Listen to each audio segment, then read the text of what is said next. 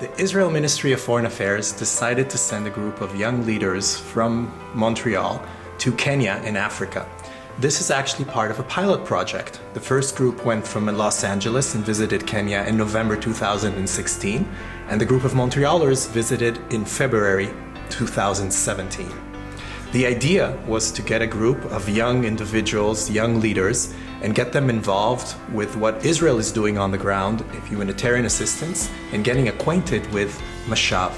This is a way of showing what Israel, among other nations, is doing in the African continent. And it's also a wonderful way of engaging young people with Israel in a completely different way. Saw 3 schools, all very different, but all really serving communities where kids had experienced and were continuing to experience a lot of poverty, a lot of challenges. And of giving the kids more of a role and more of a voice in their own education.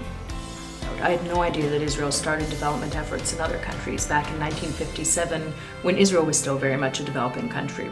You saw people who were Israeli technicians, agronomists, saying, we're making the desert bloom here the same way our parents or grandparents did in the early days of the state of Israel.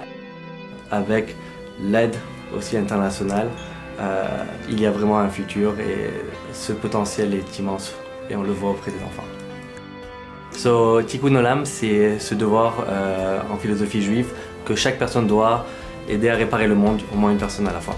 L'Afrique est une de leurs priorités. L'aspect des sociétés israéliennes qui travaillent pour le gouvernement du Kenya. Well, the fact that MASHAV was started so early in Israel's existence was really an impactful detail to me because it shows you how important Tikkun Olam has always been to Israel. Comment on est en train de les aider et que c'est pas aussi évident. The Umoja Women's Healthcare Center. It was really led by one Kenyan woman, this incredible leader who had done so much for her community. Ils ne sont pas contraints par les limites de leur matériel, leurs émotions, leur joie de vivre, leurs expressions faciales, leur sourire. C'est quelque chose d'extraordinaire. And despite all the hardships that they faced themselves, they've still been able to make some serious changes. It was great to learn about MASHAV because it was started so early in Israel's existence that you really can tell how important Tikkun Olam is to Israel.